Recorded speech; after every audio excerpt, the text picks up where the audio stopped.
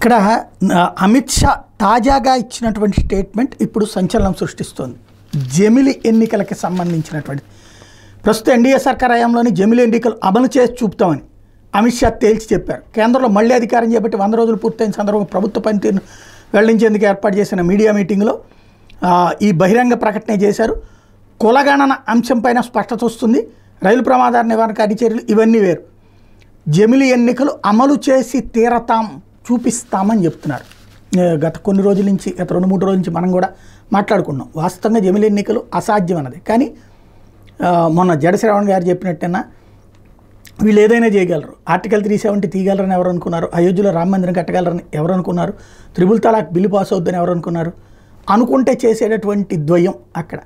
కాబట్టి జమిలి ఎన్నికలు ఖచ్చితంగా జరిగి తీరుతాయి. అంటే జమిలి ఎన్నికలు 2029కే అంటే ఇంకా అంతకంటే ముందే జరిగే అవకాశం ఉంది.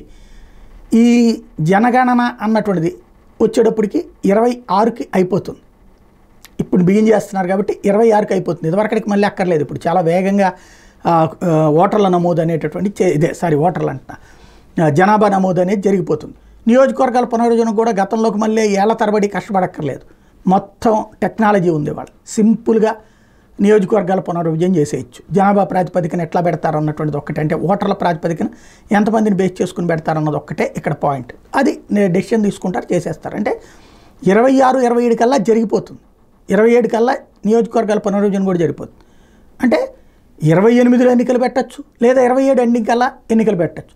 జమిలి ఎన్నికలు పెడతామంటున్నారు అంటే దేశవ్యాప్తంగా జమిలి ఎన్నికలు అంటే అప్పుడు ముందస్తు ఎన్నికలకి సిద్ధమే మోడీ సర్కార్ కూడా అన్నది ఇక్కడ కీ పాయింట్ అవుతుంది.